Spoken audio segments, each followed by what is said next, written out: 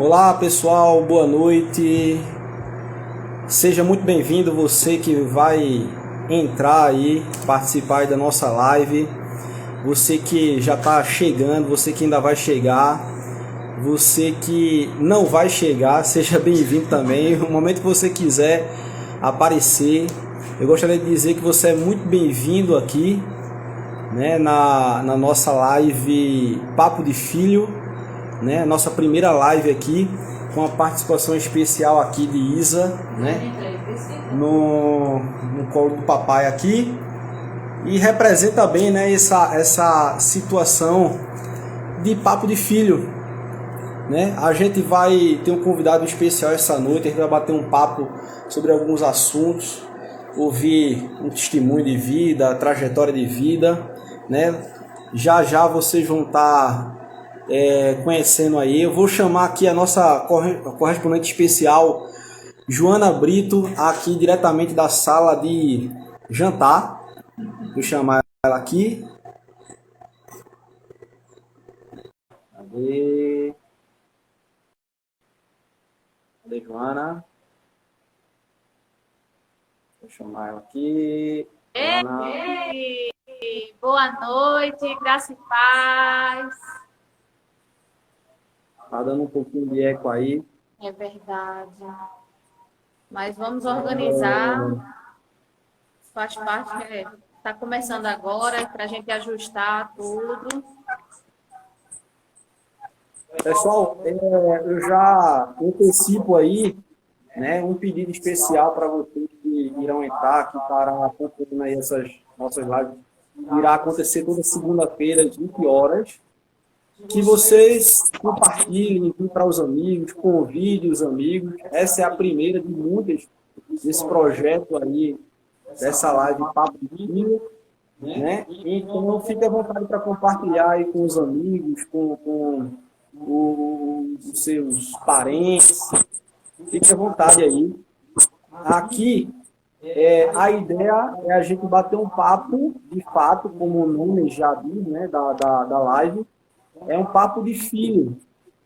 A gente vai ouvir um pouco de algumas histórias e nessas histórias a gente vai compartilhar um pouco do amor do Pai Celestial, né, que Ele tem para nos dar, para nos oferecer. Amém, pessoal? Então seja bem-vindo.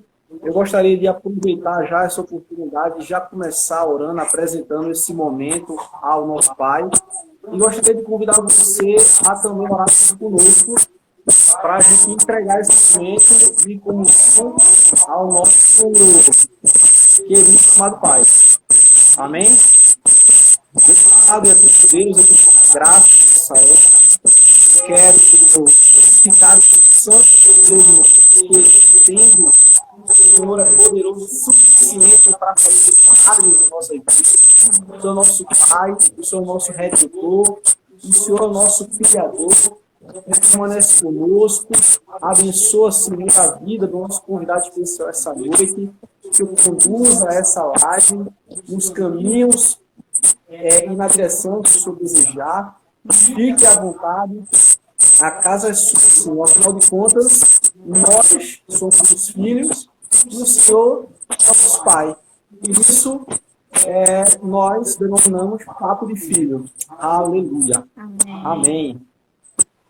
Entrou aqui a Andréa. Graças a Deus, Andréa. Rei Luciano aqui entrou. Né? Deixa eu acenar aqui para Andréa.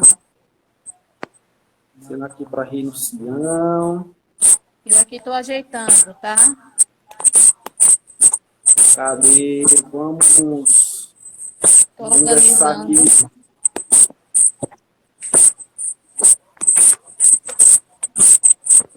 E tá com zumbido. Né? É porque está muito próximo. Acontece. Bom, pessoal, toda live, né, todo mundo fala a respeito dessas coisas que acontecem, são detalhes técnicos mesmo que normalmente acontece durante as gravações, é ao vivo mesmo, né? Hoje, no Instagram, as redes sociais em geral, Facebook, WhatsApp, passou por um momento de atualização, acredito, e passou no início da tarde até quase agora à noite, fora do ar. Então, nós não queríamos abrir mão dessa inauguração, né, dessa primeira live aí, Papo de Filho, para fazer a próxima semana, já que tivemos a oportunidade, que ela voltou agora, não voltou tão bem como a gente esperava, mas, enfim, a gente vai passar por esse momento mesmo. Todos os casos acontece esse tipo de coisa. Entrou um componente aqui, Raminhos, Gilson Ramos, Hugo Raminho, muito amigo meu aqui, trabalha comigo, ensinando aqui para ele. Bem-vindo. Meu amigo, seja bem-vindo, fique à vontade, aqui é a sua casa, aqui é a live Papo de Filho, o senhor fica à vontade para interagir no momento que o senhor achar oportuno. Deus seja bem-vindo. É verdade. Afinal de contas, vocês também podem participar, se quiserem também fazer alguma pergunta, principalmente para o convidado. Fiquem à vontade, que a gente também transfere essa pergunta para ele. Se ele não vê na hora, a gente também faz, tá certo? E aí, amor, vamos convidar? Cadê ele aqui? Na do reunião ou no... Você pede para ele acenar. O pessoal tá tendo algum ruído, porque eu estou escutando um ruído aqui. Abaixa o teu um pouquinho, eu acho que é o teu.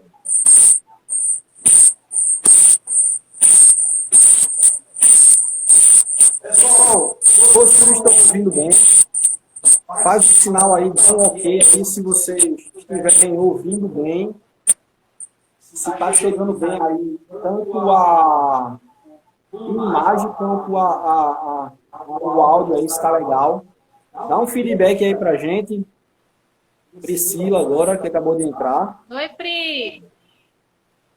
Boa noite. E aí? Cadê o nosso convidado? Sempre a gente vai contar, pessoal, com a presença de pessoas que são muito amadas por nós dois, pela nossa Tá bom, família, Priscila? e também que sabemos que vai edificar tanto a nossa vida como a vida de vocês. Vai ser bênção mesmo. Já falamos com Olha aí, Marcos várias outras Serpa, pessoas aí que fazem parte também do reino. E tem muita coisa aí por vir. Amém? Aqui, chamar aqui o nosso convidado da noite, entrar ao vivo aqui. Cadê ele? Bora, Instagram. 1, 2, 3 e... Deu a da graça, Instagram. Olha aí! Graça e paz, amados. Amém! Graça e paz. Estão ouvindo direitinho? Sim! Vocês estão me ouvindo direitinho aí? Tô sim, tô sim, tô sim. Pessoal, o feedback aí para o nosso convidado aí da noite aí, estão ouvindo bem. Aqui a gente está ouvindo tranquilamente. Então dá um É porque retorno eu tô aí, aqui, o retorno aqui ainda não está 100% não. Tá ouvindo bem a gente? Consegue ouvir bem a gente, o senhor? O senhor consegue nos ouvir bem? Ok. Tô ouvindo bem, agora tá com um delay, assim, com a demora. Tipo, quando vocês falam aí, demora um pouquinho para chegar aqui. Amém, amém. Pessoal, eu vou fazer uma apresentação, mas eu sou meio suspeito para falar do Bispo Marcos. É um amigo, é um irmão, é um pai, né, na fé, que conhecemos há quase 2 anos, no finalzinho de 2019, e tem sido uma bênção de lá para cá, esse acompanhamento que ele tem feito conosco, né, aqui no ministério local, aqui na nossa igreja. E, enfim, é meio suspeito aí eu fazer uma apresentação dele, porque vai ter só qualidade. Então, eu gostaria de dar oportunidade para ele de fazer a própria apresentação. Fique à vontade aí para se apresentar.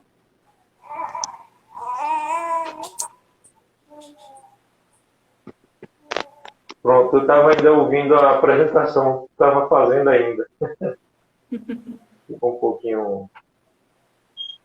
Bem, nós estamos felizes nessa noite, né, por estarmos aqui com vocês, estar juntos, né, embora que uma distância física, mas um só propósito e junto coração.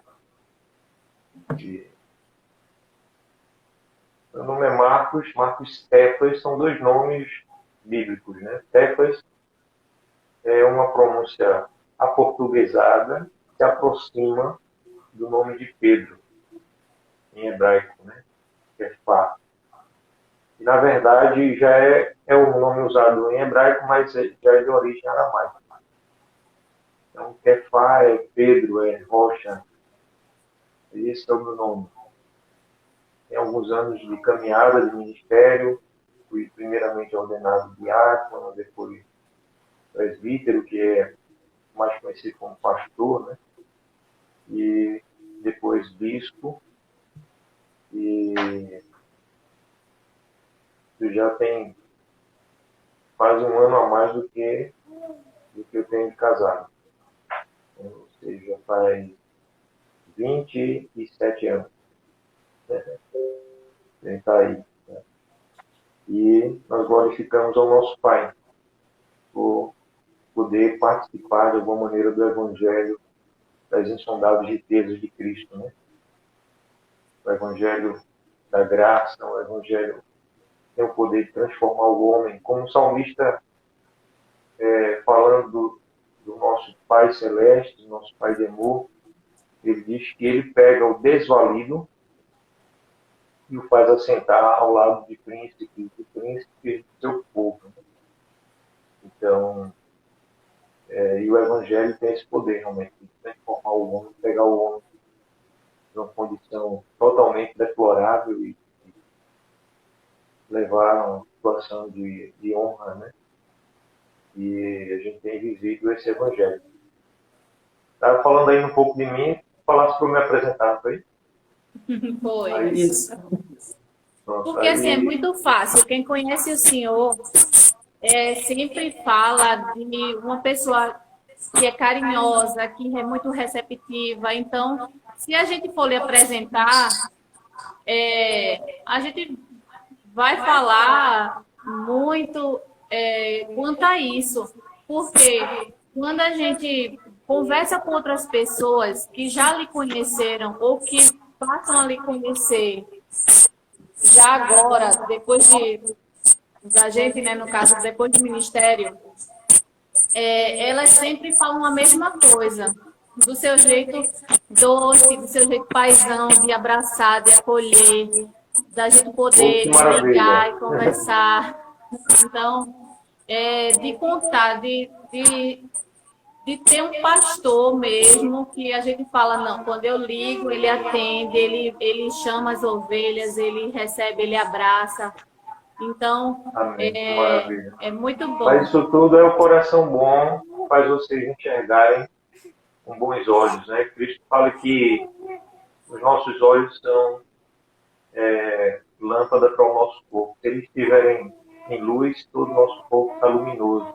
E é a maneira como a gente vê. Então, a gente vê as pessoas com amor, com carinho, à medida que a gente também tem vivido isso, né? Lutado de Cristo. E isso aí é o que vocês têm me visto assim, né? É graça do Pai.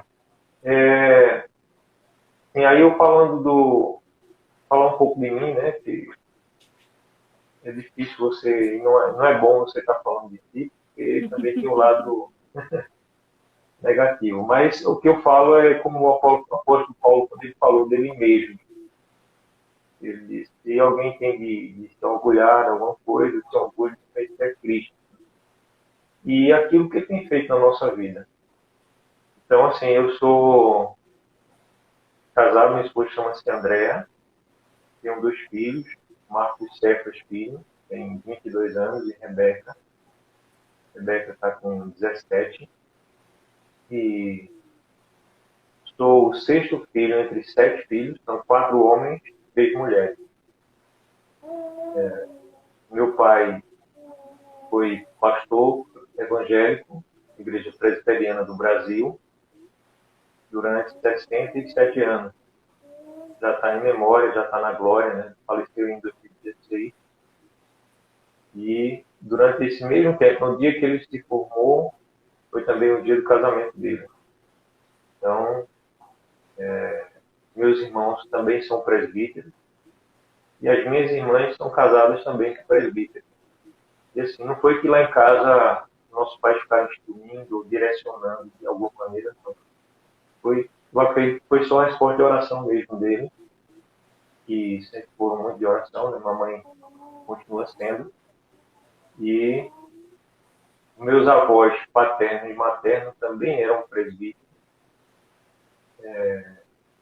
E a gente glorifica o Pai porque ele nos escolheu nessa família, está nascendo nessa família, né?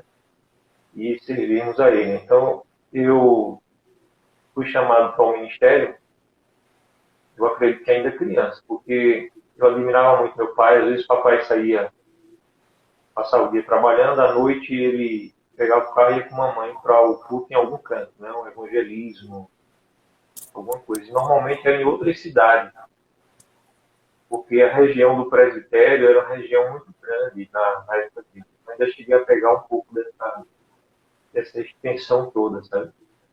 E aí eu às vezes me escondia na mala do carro para ir escondido para o culto. Só que como criança, 8, 10 anos de idade no máximo, eu pegava um sono na mala do carro da viagem, e quando chegava lá eu me acordava e ouvia o som do culto, né? Normalmente era em praça pública, evangelização, alguma coisa assim. Eu ficava no carro escondido, e por 2 vezes eles me pegaram assim. Depois de ficar de olho não deixaram mais, né? Mas por 2 vezes ainda pegaram na mala. Por abrir a mala para botar alguma coisa, chegaram lá, eu estava lá. Estava dormindo, eu estava lá. E eu combinava isso com meu irmão mais novo, que é pastor também, que é Cefa Júnior. Aí, às vezes, Júnior queria ir também. E 2 meninos, né? Mas eu enrolava Júnior. Eu dizia, Júnior, tu tem que ficar, porque os outros irmãos da gente vai me procurar. Aí tu diz que eu fui. Então, era combinado com o Júnior essa história, né? De escondido na mala do carro. Aí, só que quando a gente vai crescendo, aí durante um tempo no final do período escolar, ensino médio, fundamental e depois médio, né? A gente vai sendo direcionado a outras coisas. Então havia realmente a expectativa da família que eu fizesse um determinado curso, que não era teologia, né? Eu nunca era assim, eu faço teologia, não. Então eu percebi que havia uma expectativa e eu comecei a estudar até para outra coisa mesmo. Cheguei a entrar na faculdade federal, mas durante um ano eu fiquei assim, como se estivesse depressivo mesmo, desanimado, perdido. E no final do ano, isso foi em 92, 91, 92, teve um congresso no Centro de Convenções em Olinda, e um dos temas, com alguns pregadores, né, bem conhecidos no Brasil, um dos temas foi sobre vocação ministerial e tal. E na época eu já era noivo de André, que não tinha casado ainda. E ali o chamado foi reaceso, né, para o ministério. E de lá para cá nós estamos servindo a Cristo. Tem sido só bênção mesmo, até as dificuldades são bênçãos, né, de ver a provisão do Pai, o cuidado do Pai, né, na nossa vida. Então, a minha apresentação é essa, né? E qual a sua história toda? Eu acho que vamos Quase a encerrar por história aqui, toda. né? Foi quase mas é bom essa introdução aí, que ele foi buscar lá atrás mesmo, né? Na Verdade. infância, Foi.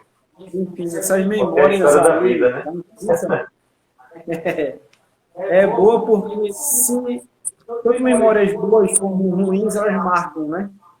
E aí, se isso ficou, é porque é o bom, né? E a gente conhecer um pouco da história, né? Do passado. Bispo, o senhor tem o título de bispo, né? O senhor tem o título de bispo, né? O senhor é Sim, pastor. A gente fez algumas perguntas aqui e gostaria que o senhor compartilhasse aí conosco pode ficar à vontade. dessas, dessas perguntas, né? Dessas indagações aqui que surgem. Talvez seja dúvida de algumas pessoas, né? Como foi a consagração de bispo? Como é que a consagração de bispo acontece? Quando você se forma, você sai do curso de teologia, você é bacharel em teologia.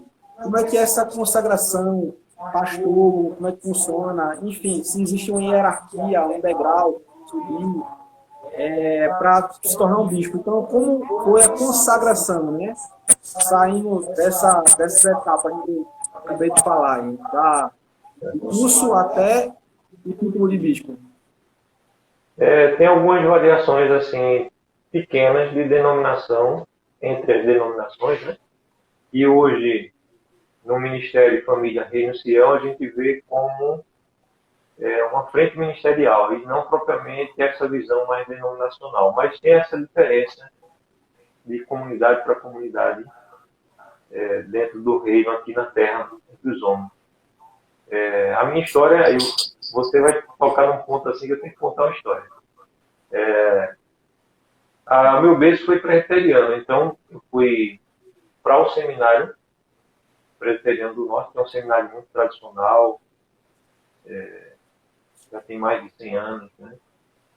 E eu fiz lá, o primeiro ano é um internato, então tinha aulas de manhã e uma parte da tarde.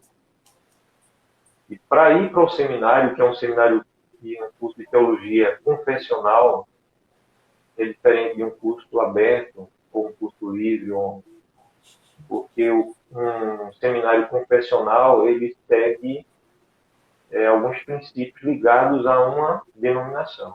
A diferença é essa, né? E um curso de teologia aberto, não, ele não tem propriamente uma linha doutrinária, teológica. Então, no seminário presbiteriano, eu fui com uma recomendação já da igreja. Fiz o meu curso durante 5 anos, era o tempo mínimo na época, para você cursar era 5 anos.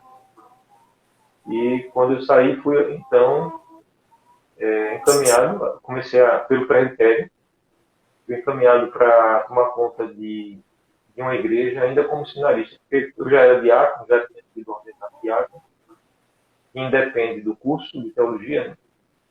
Então, como sinalista, eu fiquei à frente de uma igreja. E quando eu terminei o curso, me formei, defendi a minha tese também, né? Recebi a graduação, aí eu fui convidado por uma igreja que estava, o pessoal chama, estava namorando, né? Estava me namorando, estava querendo que eu fosse para lá. E foi lá que eu fui ordenado pastor, presbítero, né? No caso aí, eu recebi mais uma ordem do Novo Testamento, uma ordem sagrada do Novo Testamento. Então, já era diácono, fui ordenado presbítero. E comecei então a exercer essa função de pastor dentro da igreja. De 97 a 2005, na igreja presbiteriana. Aproximadamente um pouco mais de 7 anos e um pouco. E em 2005, eu me desliguei da igreja presbiteriana, eu tive uma direção, né? Eu passei, quando eu estava passando alguma dificuldade, eu procurava orar e jejuar. Então, em alguma dificuldade no ministério, não foi uma maneira de escapar de forma alguma, mas era uma maneira de buscar a direção. E durante 3 ocasiões distintas, assim, o Espírito Santo me direcionou, me deu uma visão, a mesma visão, fez uma ocasião para que eu fosse para uma outra denominação. Então, eu me desliguei da igreja presbiteriana e passei 7 anos na igreja Copal Carismática. E hoje não existe mais no Brasil. A igreja Copal Carismática que existe hoje no Brasil, ela se desligou da igreja internacional que tem esse nome. Mas na época era a Comunhão Internacional das Igrejas Copais Carismáticas. E então, em 2018, também sem que eu planejasse, e na época também não era minha vontade como alguma, sem que eu quisesse, por causa de alguns irmãos que tiveram uma visão diferente, estavam com dificuldades, né, na vida cristã,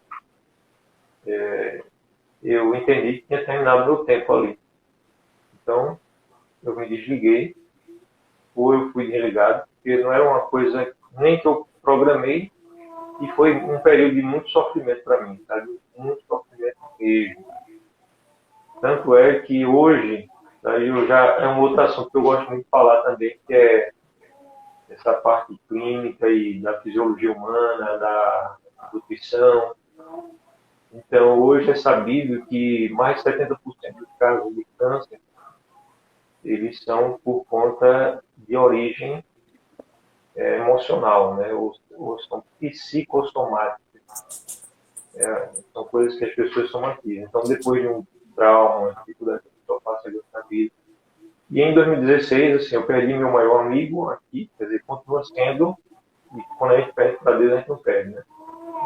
Mas meu pai faleceu em 2016.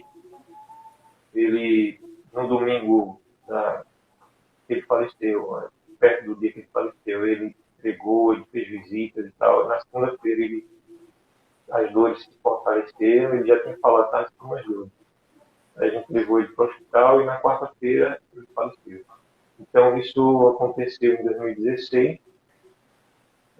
E foram muitas transformações, de 2016 até 2018.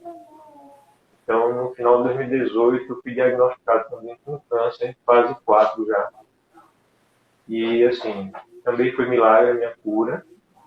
Hoje eu estou realmente totalmente curado, né?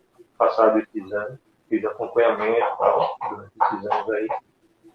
Então, nesse período que eu estava na igreja de Copal Carismática, eu fui sagrado bispo no ano de 2010, no dia 5 de abril de 2010. Em 21 de janeiro de 97, fui ordenado presbítero e em 5 de abril de 2010, bispo.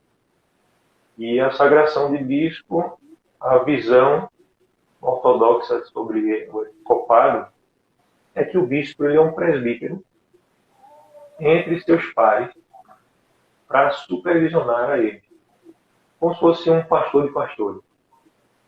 Então, o bispo, se fosse traduzir literalmente a palavra bispo, seria esse, supervisor, né?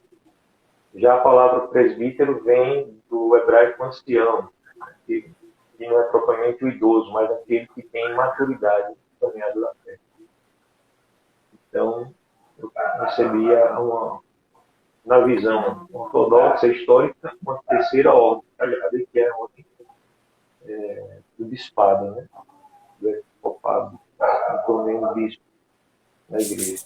E tanto o diácono como o presbítero, como o bispo, uma vez ordenado, ele não deixa de ser nunca mais. Ele é, a não ser que ele seja cassado às ordens por um motivo grave, né? Um pecado,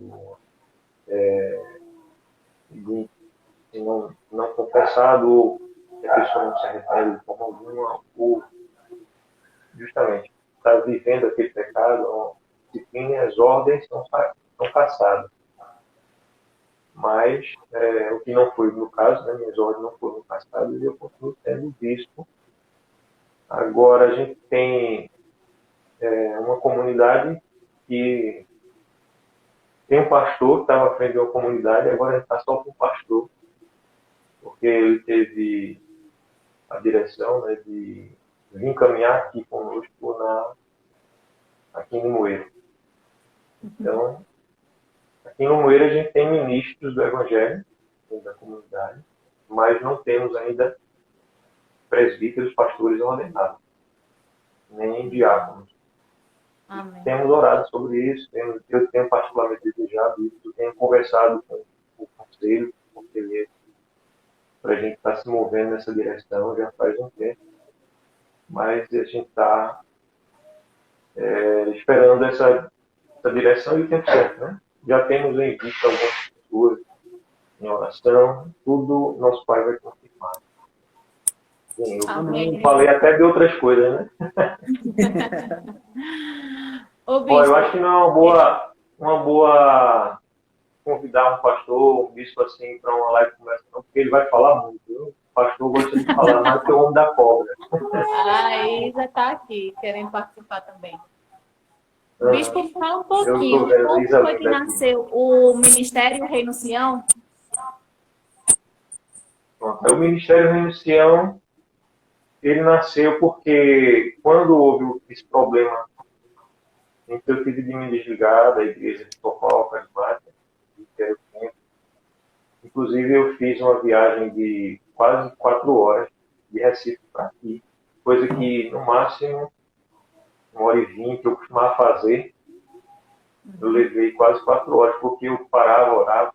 Quando eu cheguei aqui, eu disse, isso aí não tem como ocultar da igreja, eu vou avisar a igreja, vou participar do que me aconteceu, o que eu estou sabendo, e deixar a igreja livre para fazer suas escolhas. Né? Então, quando eu cheguei aqui em Limoeiro, naquele dia fatídico, eu conversei primeiro com a minha esposa, depois consultei algumas pessoas próximas, pastores, alguns amigos. Depois, eu comuniquei à igreja, marcando já uma reunião. Eu não sei, isso aconteceu numa quarta-feira, mas eu não lembro se eu marquei já na quarta-feira, parece que foi na quinta-feira, né? No dia seguinte. E comuniquei à igreja aquilo. E imediatamente os irmãos ali que estavam presentes, eles já funcionaram. Eu falei sobre orarem, né? A importância de buscar uma direção, tal, que esse era tudo que eu estava vendo e crendo. Mas aí eles se posicionaram. E alguns pegaram o microfone, foram lá para frente, falaram de coisas. E aí nasceu uma comunidade que se desligou desse ministério episcopal, né? E durante 3 meses a gente estimulou a igreja a orar sobre um nome, para a gente ter uma designação que é necessária, humanamente falando, né? Um nome para o ministério e também uma identidade própria. Então nós abrimos mão de muitas coisas, assim, foi realmente libertador. E a visão episcopal no mundo, e não tem a ver provavelmente só com a questão do episcopado, mas tem a ver com todo um conjunto de doutrina e ritos e liturgia. Então ela tem uma liturgia muito pesada, aqueles paramentos todos.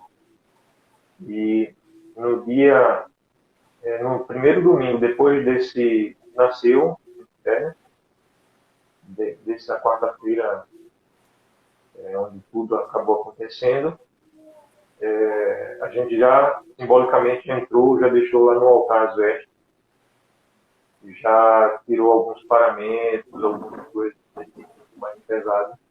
E isso não foi só eu, os diáconos que estavam comigo, os ministros comissionados também fizeram a mesma coisa. Fiz a entrada solene no momento inicial do culto, se dirigiu ao altar e lá a gente tirou aquelas roupas que estão colocadas por cima, né? E aí, depois de 3 meses orando, veio, então, várias sugestões, enquetes, e o nome que estava sendo mais tocado foi Cidade Reino de Sião. E aí ficou Cidade Reino de Sião, depois, mais à frente, a gente tirou a palavra cidade por Reino de Sião, depois tirou o bico por Reino de Sião. Abreviou para Reino de Sião, foi. Aí hoje, renunciar ao ministério, renunciar à igreja. Né? E, assim, algumas coisas fortes, não sei se está na pergunta aí, já estou avançando, do ministério, alguns aspectos assim mais salientes. Né? Se vocês quiserem, eu menciono também, não sei se é parte da pergunta. Não, né? É como nasceu, então faz parte também.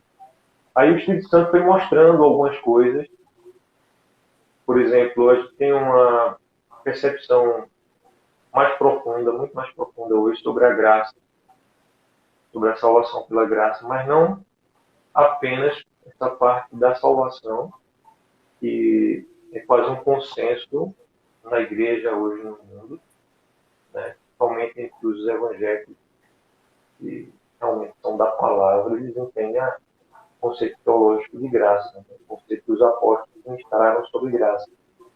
Mas essa graça vivida em todos os aspectos. Então, a gente começou a trazer isso para a prática da igreja.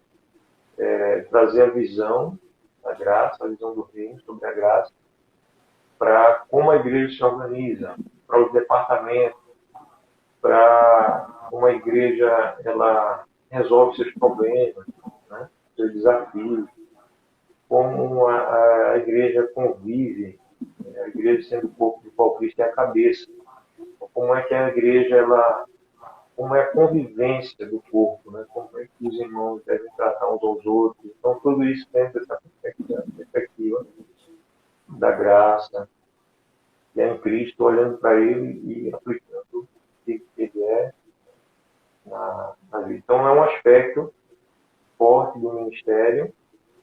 O outro aspecto que nós poderíamos ver também é essa parte dos departamentos, que foi uma coisa que foi dada também. O departamento ele é um ministério essencial, então existem muitos ministérios, mas a gente chama de departamento só aqueles que são essenciais para a manutenção da vida da igreja local, a manutenção assim, litúrgica, a manutenção da estrutura organizacional da igreja local. Né? Então a gente chama esses ministérios de departamento. Foi coisa que também o Espírito Santo foi dirigindo. Sobre o nome do nosso Pai Celeste, do Altíssimo, né? O nome de Cristo, foram estudos também que nós fomos fazendo, e hoje está acessível a todo mundo esse conhecimento, embora que a maioria das resistências da Escritura são resistências religiosas, culturais, né? Por exemplo, o nome Jesus, toda a igreja sobre a terra, todos os salvos, tem a convicção que essa pronúncia não é a pronúncia do nome dele. Até porque o nome dele foi um nome hebraico. Foi o anjo Gabriel ele foi enviado para Maria, Mariana, justamente para dizer a ela o nome. Você vai pôr nele o nome. Aí a gente chama, na nossa língua portuguesa, de Jesus. Vai pôr nele o nome de Jesus, porque ele salvará o seu povo dos pecados deles. Então, o próprio nome, em hebraico, já traz o significado de Salvador. É daquele que salva. E, então, o nome próprio de Cristo, do Messias, do Machia, é a junção do nome próprio do nosso Pai Celeste, né? e o sufixo chá. Em hebraico, chá é salvação. Então, é o nome do Pai mais o sufixo chá. Ele salva, né? Ele é o Salvador. E a gente foi estudando primeiro a partir dessa convicção. Então, também, quando eu era pequeno, eu lembro que existem hoje várias canções que também existiam na época, e eu não sou tão novo, né? Fiz 18 anos um dia desses. Mas eu lembro que havia músicas assim, que traziam algumas pronúncias, né? Yeshua, Jeová, Yahvé. E tem uma das canções que já tem, eu acho que quase 20 anos, e que é aquela do Kleber Lucas, Jeová Rafá, né? Jeová Jireh, e por aí vai, ele canta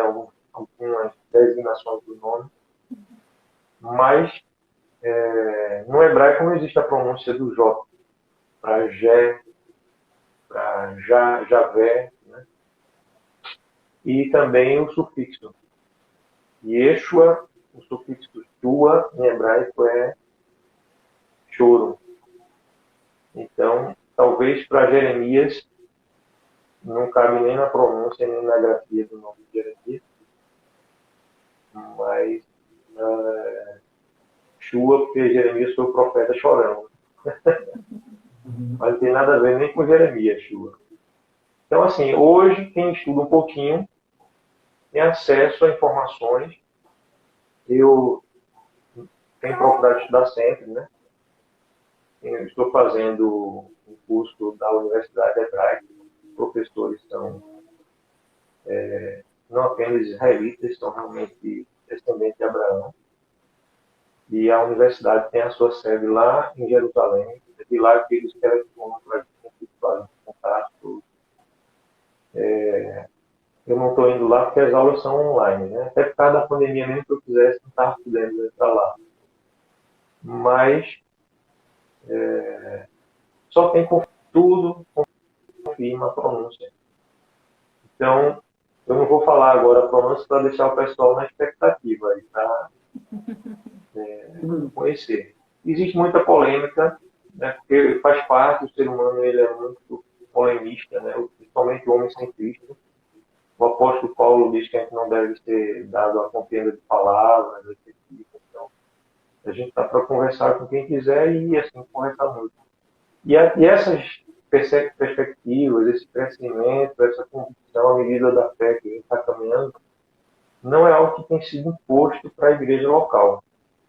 É algo que o Espírito Santo sempre colocou no meu coração, que eu só posso ministrar uma palavra se eu tiver convicção daquilo que eu estou ministrando.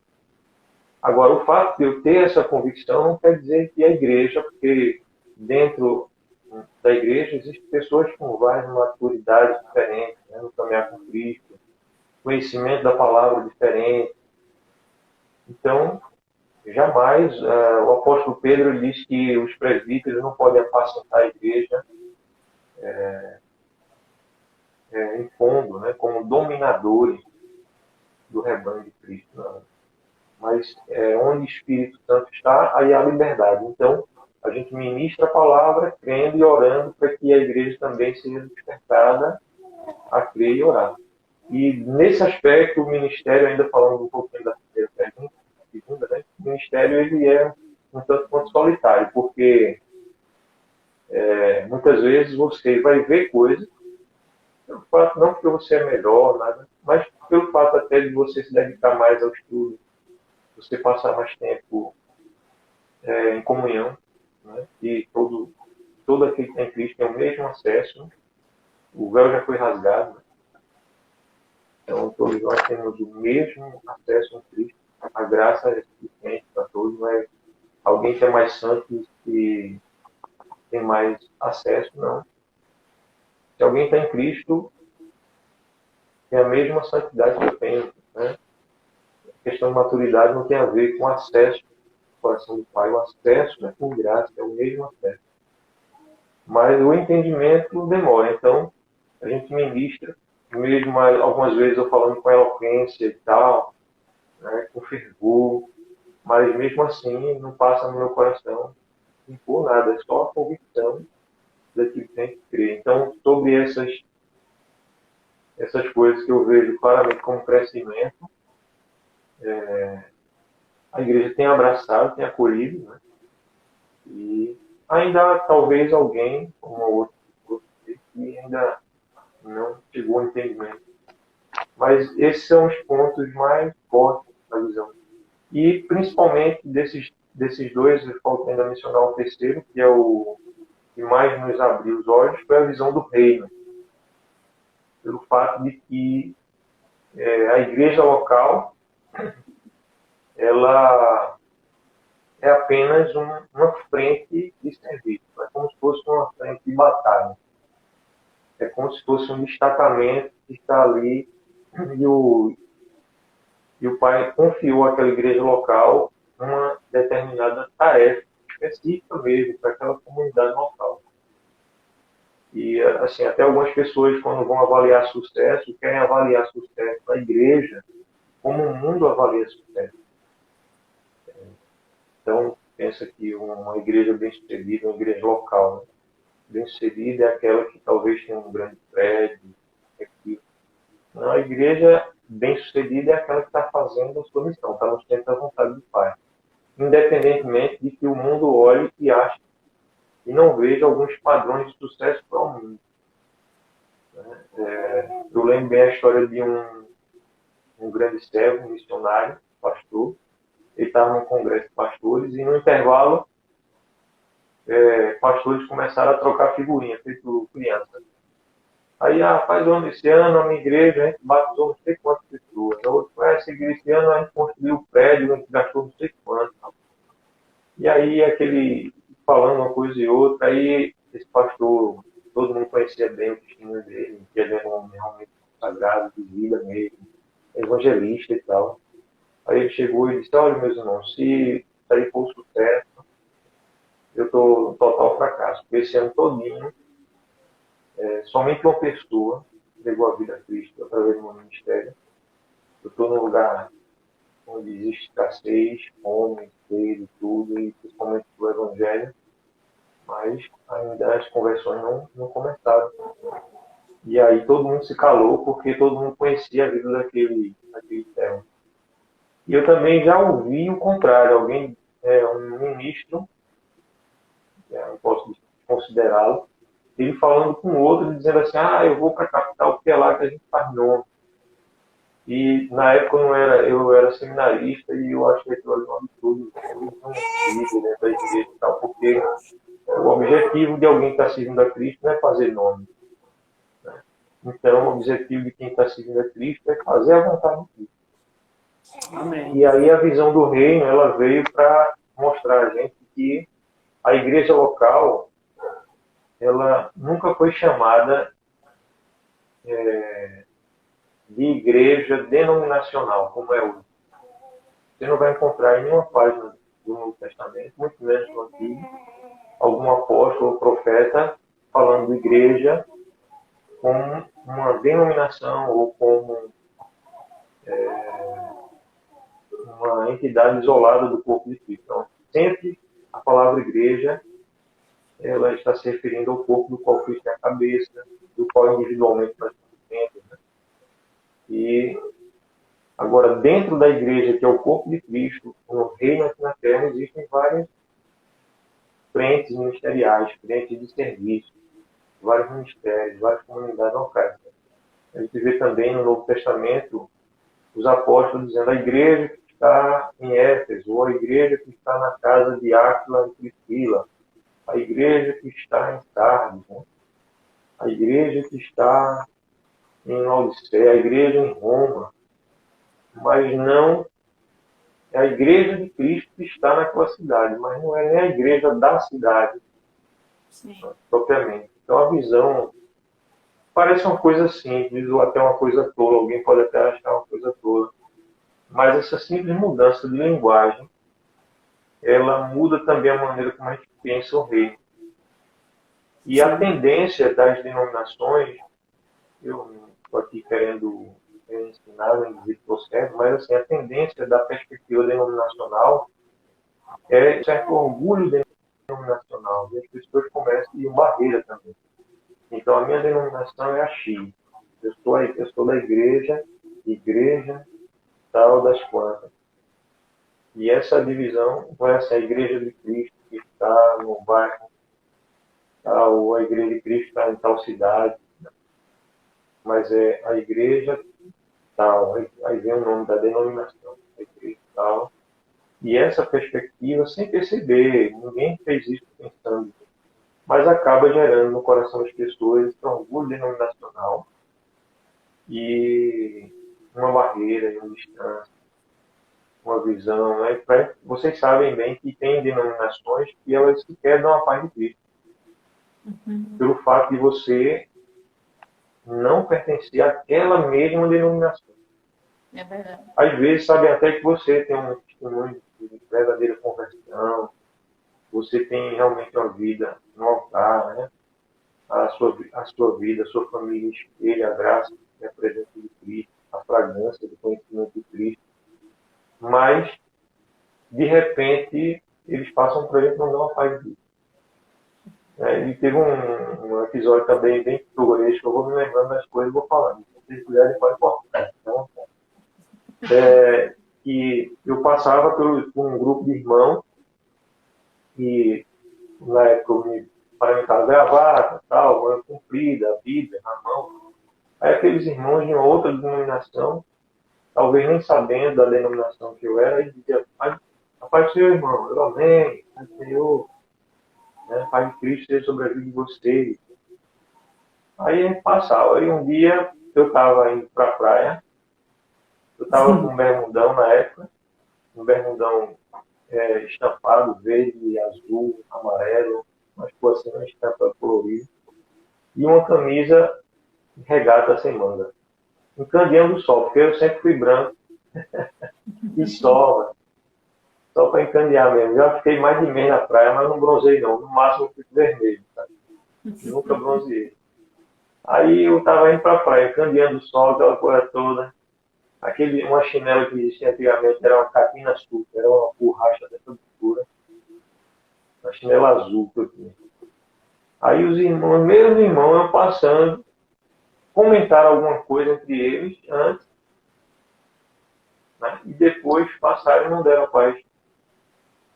E eu disse: a paz de Cristo, amado. E aí só teve um que disse amém. Um só que vinha mais atrás, amém.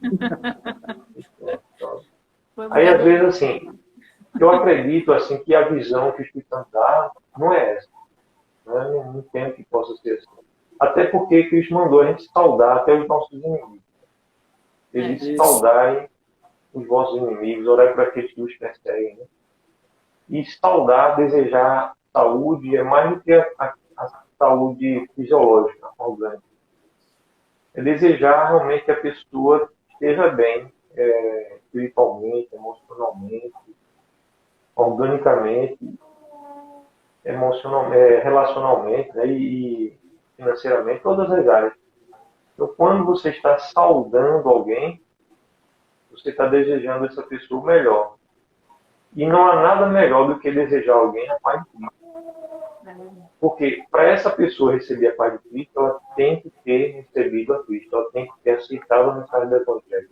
Senão ela não recebe a paz. Sem Cristo, ela não vai ter a paz de Cristo.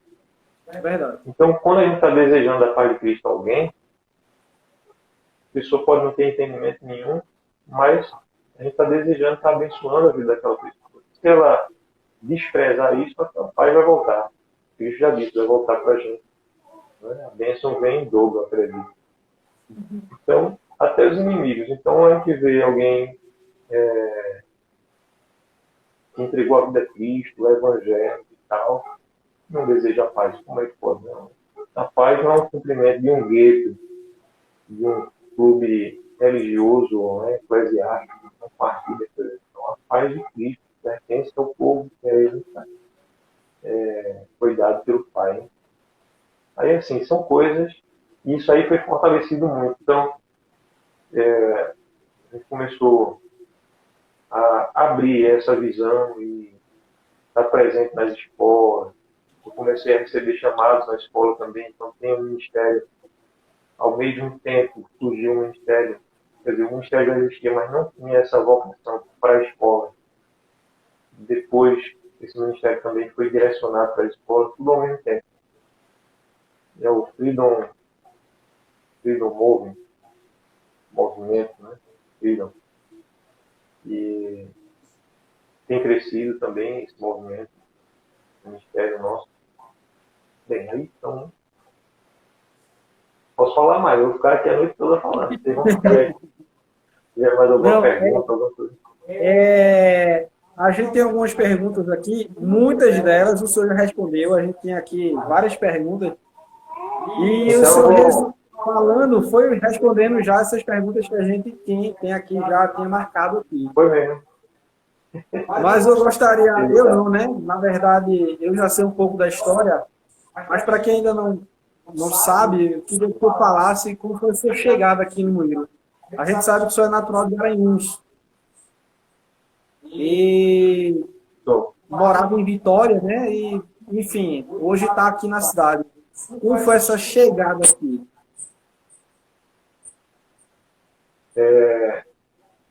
Eu já pastoreei assim, igreja em Cortês, que é uma cidade da zona da Mata Sul, Ribeirão, Escada,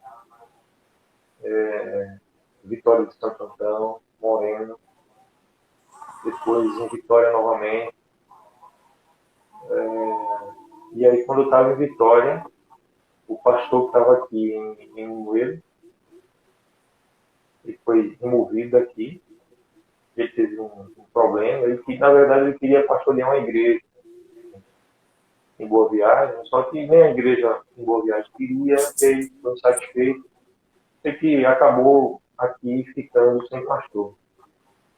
E eu vim em julho de 2008 para cá, para Limoeiro, e foi havendo esse namoro também, né? A igreja de imediato, ela desejou muito minha presença, e alguns irmãos se mobilizaram e tal, para que eu viesse para cá. Então eu fiquei ainda de 2008 já pastoreando aqui, até 2010, indo e vindo para Vitória. Quase que diariamente, às vezes na segunda-feira, mesmo na segunda-feira eu ainda vinha. E o pessoal tinha medo da estrada, medo de assalto, eu nunca tive assalto, nada, voltava às vezes passando já de meia-noite, chegava em casa, mas sempre guardado. Então, em 2010 a gente resolveu definitivamente vir morar aqui. Porque quando a gente veio para cá, finalzinho de 2010, começo de 2011, e de lá para cá estamos aqui. Tem uma história interessante que eu também fui muito conhecido na cidade através de um programa de 5 minutos na rádio FM local. Em 2008 até 2018, durante 10 anos, a gente fez esse programa às 7h30 da manhã. O horário depois a própria rádio mudou um pouco de horário e eram 5 minutos diários. Esse formato de 5 minutos, papai na década de 70, eu nem sonhava em nascer ainda, né? Nem papai nem sabia. Ele começou a fazer na cidade de Garanhuns, lá na rádio difusora de Garanhuns. Então ele começou a fazer, só que tem um nome Recado do Céu. Eram 5 minutos. Ainda hoje existe o Recado do Céu em Vitória, que é feito pela igreja lá de Vitória. Meu irmão também faz um programa na rádio, só que de 2018 para cá eu ainda fiz em uma outra rádio, saí da rádio que fiquei durante 10 anos, fui para uma outra rádio, mas depois a gente, por motivos superiores, né, de força maior mesmo, a gente teve que parar e estamos sem o programa. Mas era um formato de 5 minutos e hoje ele é bem atual. No princípio, algumas pessoas perguntavam por que 5 minutos? Por que não meia hora, uma hora, né? Programa de rádio. Mas a visão do papai sempre foi essa, de 5 minutos. E aí eu fiz esse programa com o papai também, na Rádio Culturais AM, em Vitória de Santo Antão, durante os anos, era 5h30 da manhã lá. Então, algumas vezes eu fiz lá em Vitória também. Depois, continuo aqui, né? E eu fiz um tempo também na rádio evangélica mais antiga da América Latina, que é aqui em Pernambuco. É a Rádio Evangélica FM, a 100.7. Então, durante 1 ano e meio, eu mantive, era eu mesmo, não era patrocinado, não era nem recurso da igreja, eu mantive o programa lá na Rádio Evangélica FM. E quando eu saí, e foi também por motivo financeiro, força maior, né? Muitos milagres haviam acontecido, de provisão, de pessoas que ligavam para mim. Então, quando eu tive que parar, depois o gerente de programação da rádio ele ainda insistiu comigo durante, eu acho, quase 3 meses para eu voltar. Mas, assim, mesmo ele ajudando na parte que ele podia, a gente não tinha condições de voltar. Tinha gasto de viagem, qualquer coisa para manter o programa. E eu chamava também de momento de reflexão, foi chamado Recado do Céu, momento de reflexão, foi esse nome que faz usar. Ô, Acabei Bispo, já falando de outro pegando assunto também. esse seu gancho aí, que o senhor falou sobre a rádio. Então, como é que o senhor vê a mídia social hoje como uma ferramenta de evangelização? A minha oração hoje é que a igreja seja despertada para ocupar esse espaço. Inclusive, eu mesmo tenho enfrentado dificuldades, eu tenho estudado muito sobre isso, né, sobre as mídias, as redes sociais, sobre como usar da melhor maneira, né, como funcionar, trazer crescimento ao aqui, mas sempre com vistas ao Evangelho. E a ideia é que todo aquele que tem Cristo, ele precisa ser um evangelista, anunciar o Evangelho. Existem aquelas pessoas dentro da igreja do corpo que têm um dom de evangelista.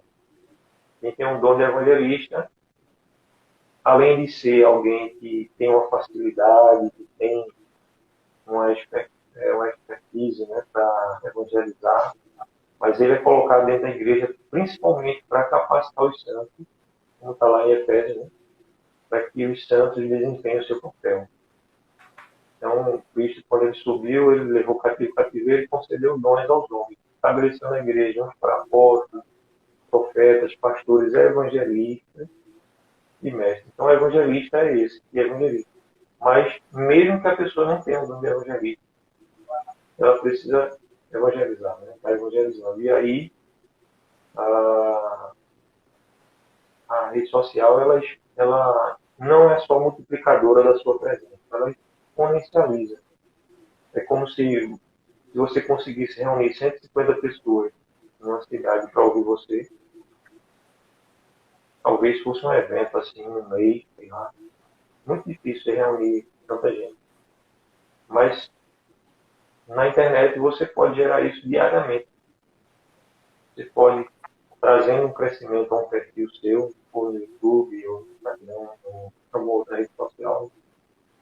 Você pode, de repente, estar presente com lives como essa, em que muitas pessoas sejam abençoadas. Às vezes não na hora que a live está sendo transmitida lá, né? Mas, além disso, depois. Então, aquela mensagem que você ministrou, ela está ali armazenada e acessível. E várias vidas são abençoadas. Né? Então, a gente tem mensagens na internet, né? Apesar que a minha página no Facebook ela não tem tantos seguidores. Né? Minha página do YouTube também ainda não. Eu vou procurar movimentar mais. Né? Tenho tido algumas dificuldades, mas estou preparando para isso. E, apesar disso, tem alguns vídeos com muitas visualizações. Mais de uma centena, né? Com 200 visualizações. Às vezes, um vídeo da live do culto, ele na hora tem poucas pessoas online, ao vivo. Mas, em menos de uma semana, coisa de 300 pessoas, eu já mostrei isso, inclusive, em reunião de conselho. Peguei lá o celular, o smartphone, e mostrei lá o pessoal lá. Olha esse vídeo aqui da semana passada, quantas visualizações já tem. E é uma coisa realmente admirável. Né? Claro que a visualização não quer dizer que a pessoa assistiu tudo, mas visualizou, foram pessoas, foram alcançadas, alguma coisa. Se ela ouviu uma mensagem, também foi lançada. Então é muito importante usar as redes sociais. Vocês estão de parabéns pela iniciativa. Na verdade, assim, a gente não precisa de muito, né? A gente já tem uma boa câmera. Hoje, todo celular hoje é melhor do que uma câmera muito boa há 3 anos atrás. Ali atrás, vocês vão ver, aqui atrás de mim, ó, Sim. tem 3 pau de selfie. Vocês estão dando para ver. E aqui onde eu estou apontando é uma câmera. Ali. Tem uma câmera ali. Aí aquela câmera ali, ela é uma câmera 2009 que eu ganhei de presente dos meus pais. Filmadora. Ela é filmadora, né?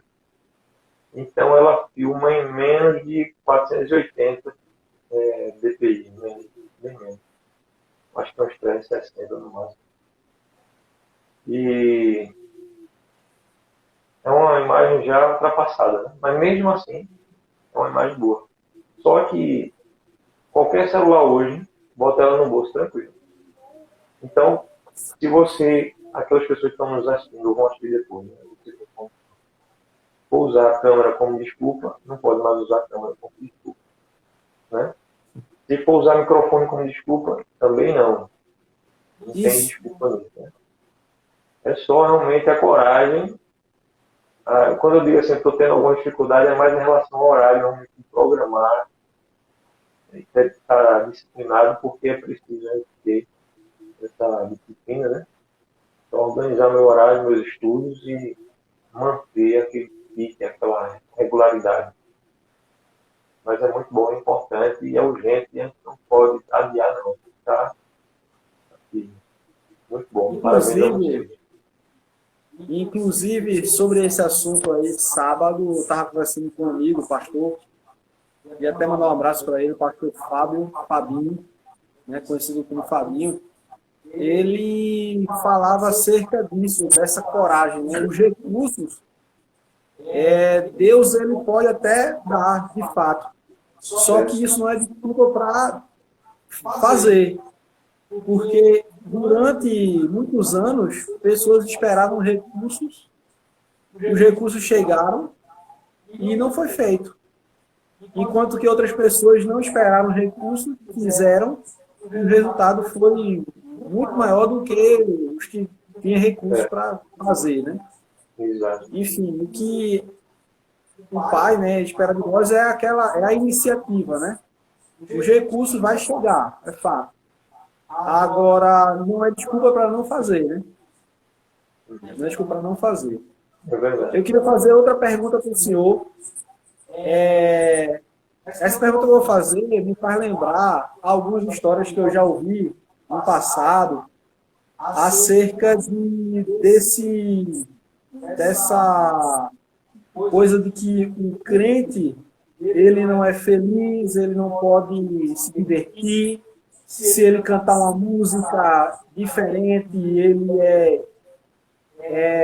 existe um preconceito em relação a isso. Se ele se remexer, se ele dançar, ele é considerado não crente, mais como no meio da conversa aí, o senhor falou acerca de uma roupa que o senhor passou por alguns irmãos indo à praia, e isso foi motivo para eles acreditarem que você não estava mais dentro dos padrões, né, que a própria igreja, no passar dos anos, estabelece como algo que só faz trazer o estigma, né? Na verdade, não significa nada.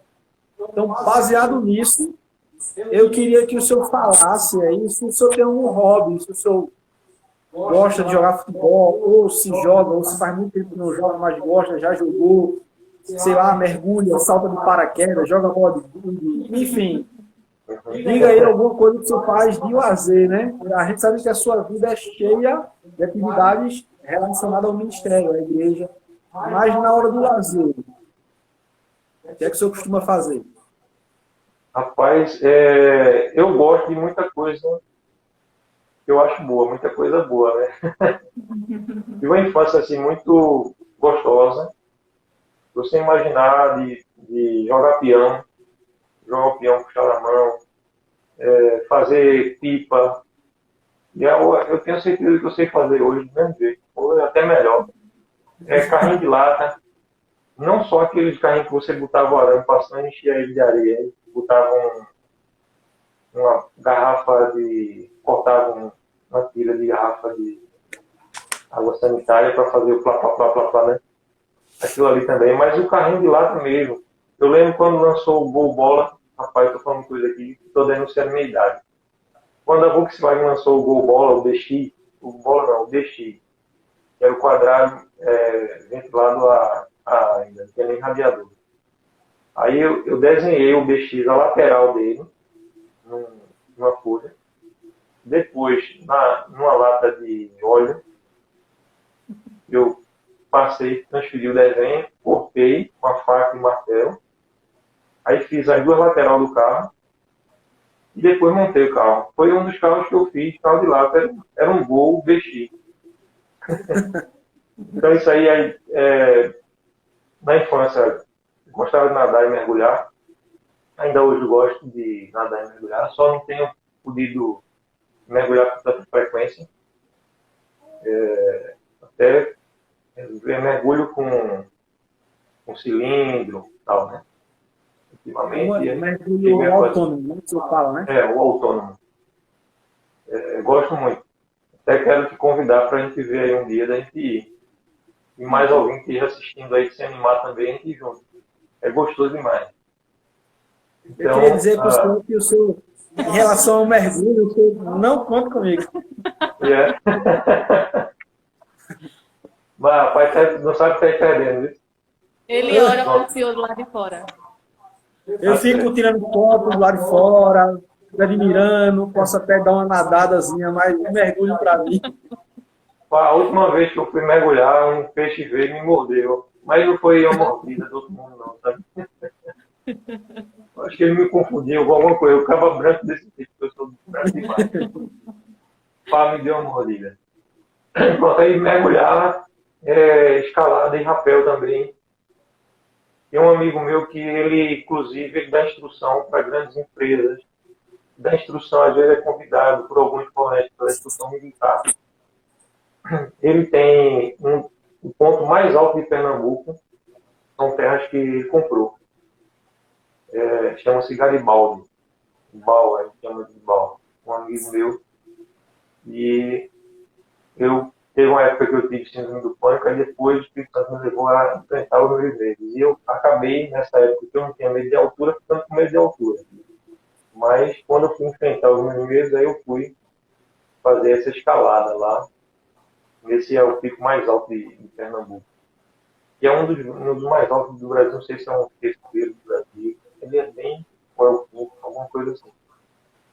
Então esse é outro esporte. Agora eu tenho praticado muito pouco. O que eu tenho feito mais frequente é caminhar com a André, minha esposa. Às vezes, quando eu estou caminhando com ela, eu corro. Eu gosto de correr. Agora não sou um corredor, mas gosto de correr. Tem mais bicicleta. A gente já fez alguns passeios até intermunicipais. Até com a igreja também. Só que ultimamente estou precisando animar mais. Aí. Então, basicamente, são esses as brincadeiras, os hobbies. Tem tido. É um atleta. E agora em Cristo a gente não tem essa de ser infeliz, né? Uma das aulas, uma aula que eu estava fazendo hoje, fala também sobre as festas bíblicas. Existem 7 grandes festas no Antigo Testamento. E são festas proféticas para a igreja. Todas elas foram especiais e continuam sendo. Para você ter ideia, a Páscoa, aconteceu com a saída do Egito e foi exatamente nessa data que Cristo morreu e ressuscitou, porque ele é a nossa Páscoa. Então, o nosso Pai ele guardou essas datas. Depois veio o Pentecostes, na festa das semanas, depois também chamada Festa das Semanas. Né? Então, no Pentecostes, exatamente na data do Pentecostes, que é uma festa da antiga aliança, se tornou também da nova, porque no Pentecostes o Espírito Santo foi derramado. E há uma celebração para isso. Aí tem a festa das trombetas, a festa do tabernáculo, por aí vai. São festas mesmo. E o povo dos tempos bíblicos, eles comemoravam mesmo, eles celebravam mesmo, eles dançavam. Aqueles salmos, grande parte deles, todos eles são poesias hebraicas. Né? Então, para a nossa cultura, parece que não soa como poesia, mas eles falam e cantam de forma poética mesmo, com rima mesmo para a língua hebraica. E nem sempre tem rima, mas é uma poesia hebraica. E eles celebram. Lá em Israel agora, em Jerusalém, está acontecendo o Sukkot, que é a festa de tabernáculo. Começou segunda-feira e hoje está fazendo 8 dias e vai terminar amanhã, no pôr do sol de amanhã, dessa quinta.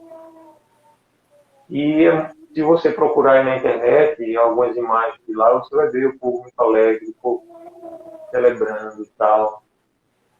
Nos tabernáculos, nas tendas que eles armam, tem sempre músicos cantando salmos, eles cantam salmos lá.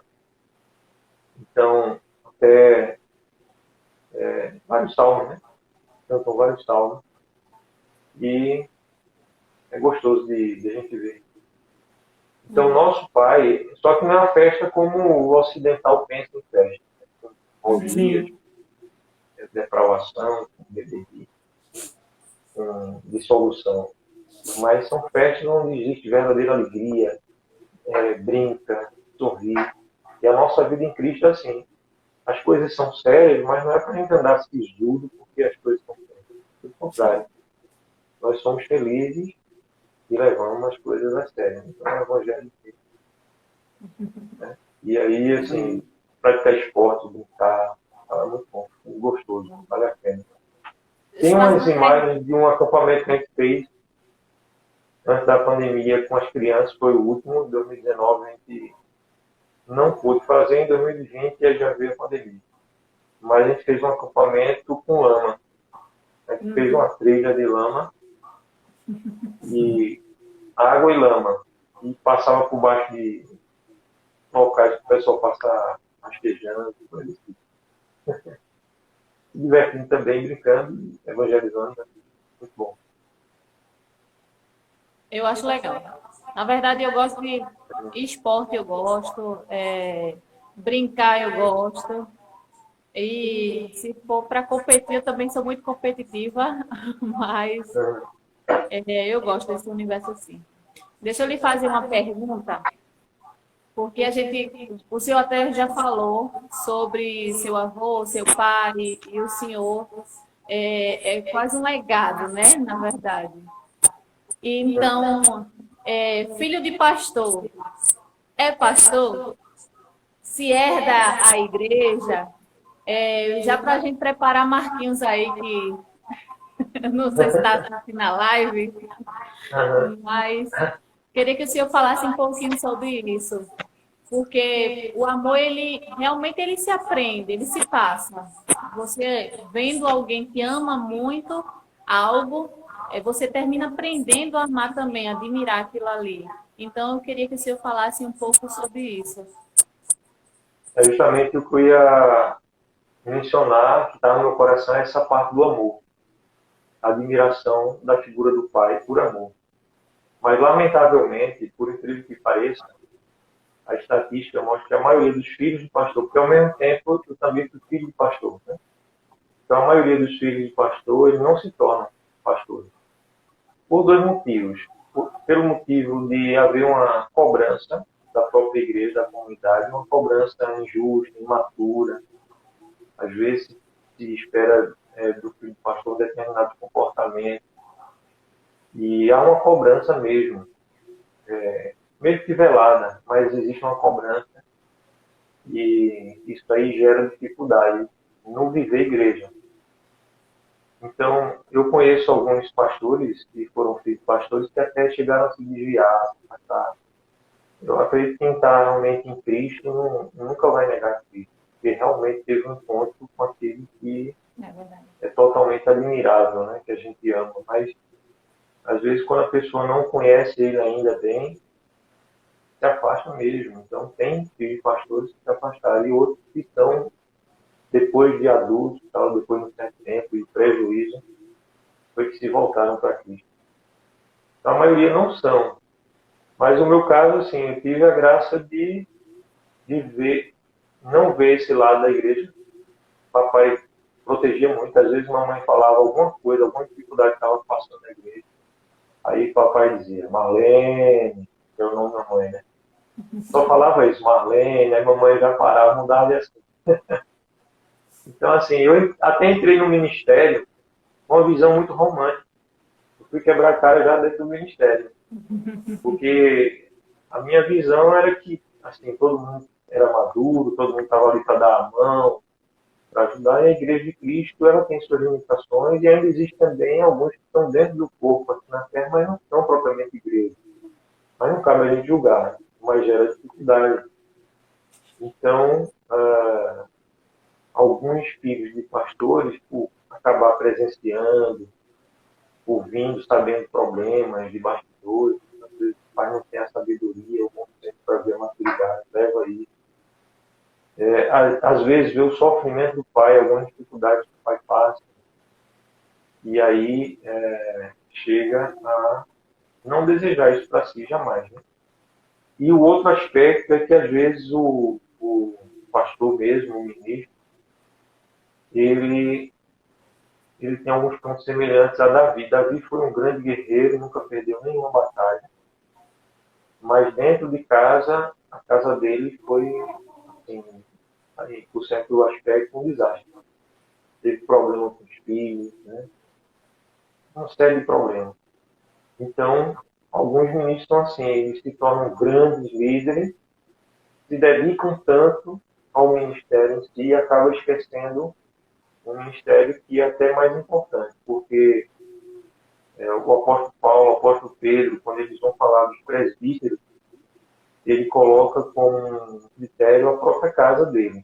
Saiba administrar bem a sua própria casa, porque se alguém não cuida da sua própria casa, como cuidará das coisas do Pai? Mas, nesse evangelicalismo que a gente vive, tem alguns ministros que dão conta muito bem de uma aparência, assim, não é nem que eles queiram, às vezes, para querer aparentar algo, mas o ministério tem um sucesso tão visível lá fora e dentro de casa não. E quando existe realmente essa amizade, essa proximidade, esse amor e o respeito a um pai, a um vínculo equilibrado, saudável, a tendência é o filho acabar seguindo de alguma maneira os caminhos do pai. Né? Admirar, seguir, e isso foi o que aconteceu comigo. Né? Eu admirava isso aí. Eu lembro também meu avô, que era um evangelista nato, meu avô paterno. Assim, às vezes, algumas vezes que ele foi lá em casa, colocar fogo e tal, e conversar, e eu vi esse exemplo dele. Então, foram coisas que me atraíram, eu creio, né? Humanamente falando, que o Pai usou, o nosso Pai Celeste usou para que essa instrumentalidade, né? Para que eu pudesse ser despertado, pudesse hoje no ministério. Mas, assim, não é a realidade de muitos, porque tem muitos que vivem o contrário. Né? E, apesar de tudo, e até alguns ministros de comunidade, ministérios grandes, visíveis e tal, mas não conseguem ter essa alegria que papai teve, de ver os filhos, ver a mim, ver foi Júnior como pastores mesmo, direto na igreja e vivendo para o ministério. Tem uma ilustração sobre isso. Sempre vem uma ilustração. Que tem uma história que diz o seguinte: dizem que foi verídico esse fato. Teve um pastor que ele estava pregando numa manhã de domingo, aí a porta de entrada do prédio lá, ao culto, era central, dava de frente para a rua. Então parou um caminhão de mudança dentro de uma transportadora, tal, um dono bem grande da transportadora, parou bem na frente. Quando o caminhão deu aquela freada, né? Aí já chamou a atenção do pessoal que estava dentro, porque ele estava falando no domingo silencioso. E aí o pessoal já olhou para trás, tinha um caminhão da transportadora de mudança. Daqui a pouco o pessoal da transportadora com macacão, padronizado, começou a entrar e botar móvel no hall de entrada. Né? Aí o pessoal, querendo ou não, o ser humano é curioso, olhava para trás, deve ser alguém que por algum motivo está desabrigado, ou foi ficado para fora, alguma coisa aconteceu e a igreja está brigando. Só que enquanto o pastor estava pregando, ele foi vendo os móveis, foi achando os móveis conhecidos, familiares. Né? E por último entrou a esposa do pastor. Aí a esposa do pastor disse assim: eu estou me mudando para aqui agora. Falou bem alto, né? Fez um barraco lá. estou me mudando para aqui, porque foi com esse homem, desse endereço daqui, que vocês conhecem, que eu me casei, e não com aquele homem lá daquele outro endereço onde eu estava mudando. Então, essa história ela ilustra esse lado de que, às vezes, aquela pessoa não está vivendo a verdade, Isso. apesar de ser ministro do Evangelho, tudo, né? É. E aí é o que acontece. Às vezes, os filhos não vão seguir o caminho. Né? Quando a palavra diz ensinar a criança no caminho, não é o caminho, o endereço, mas no caminho, é ao lado dela, né? Dando exemplo, estando com ela. Então, é isso aí. E assim, eu sempre via. Meus pais têm uma poesia, tanto papai como mamãe, em homenagem aos pais. Papai tem uma poesia em homenagem à mãe dele, falando que ele sempre via a mãe dele trazendo na mão a Bíblia. Depois eu leio a poesia, senão eu vou me emocionar. E Fica à vontade, viu?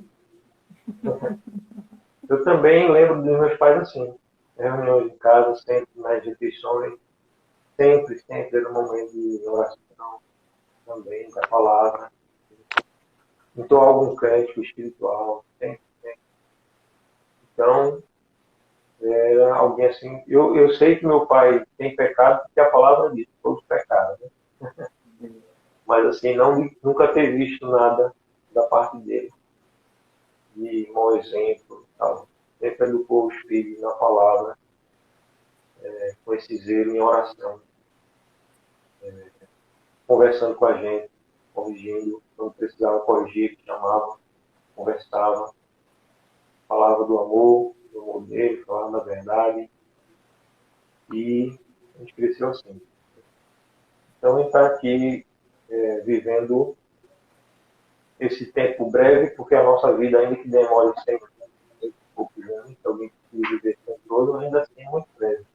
E a gente está de passagem, e a nossa missão é essa, né? Que a gente está aqui para dar um recado, não é qualquer recado, é a mensagem gloriosa da Evangelho de Cristo. E essa somos cartas abertas para levar essa mensagem. De todas as maneiras possíveis. Nosso testemunho, falando ou calado, andando, pessoas vão vendo. Eu tive a alegria também de alguns vizinhos meus. Eu já morei em um bocado de casa alugada. Né? E a alegria de ver alguns se converterem. É muito gostoso, porque você vê, assim, através do seu testemunho, alguém se converter, entregar a vida a Cristo. Teve um encontro de pastores de várias denominações em 2017. Eu tive uma alegria, mas foi em 2016, não lembro bem agora. Final do ano. Encontrei uma mulher, uma jovem senhora, com o esposo dela. Ele era pastor e o esposo dela era pastor, e ela também, no ministério que eles faziam parte. Ele e ela eram pastores. E ela veio falar comigo e disse que tinha estado comigo na quinta série. Falou o nome do colégio, Colégio Mário de Andrade, onde eu estudei. Não sei nem se existe ainda. E tinha estado comigo na quinta série. E meu testemunho, assim, por não filar e tal, e por falar do Evangelho, ela lembrava disso. E a alegria de hoje vê-la também, não somente uma pessoa que rendeu sua vida a Cristo, mas que também estava vivendo o ministério. Né? Então, não é aquela propaganda do cartão de crédito, tá? Mas não tem preço, não. Não tem preço. É maravilhoso. Vidas sendo abençoadas. E se todo mundo assim soubesse, a gente investiria mais. Nessa área. Né? A gente comprar uma Bíblia bonita, dar de presente a alguém. Alguém que às vezes ninguém dê nada para aquela pessoa, a gente vai lá dar uma Bíblia de presente, sem ninguém saber também. Pode uma pessoa que pessoa oferece, com amor e tal. E há mil e umas maneiras, né? E hoje a gente tem essa ferramenta poderosa que é a internet. Muito bom. Maravilhoso. Respondi mais de uma pergunta também, não sei, né? Estou falando muito. Vamos lá. Não, o senhor já falou assim um pouco, mas não se aprofundou muito. Eu queria que o senhor explicasse melhor para o pessoal que está ouvindo a gente a diferença sobre dom e chamado, falando um pouco sobre as ordens, os dons, as três ordens, né, que a gente já conversou muito sobre ela. Queria que o senhor falasse um pouco sobre a diferença. Nossa.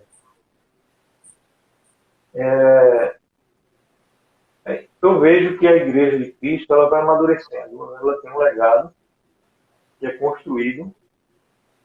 E esse legado ele coloca a Igreja numa posição que ela continue crescendo a partir dali.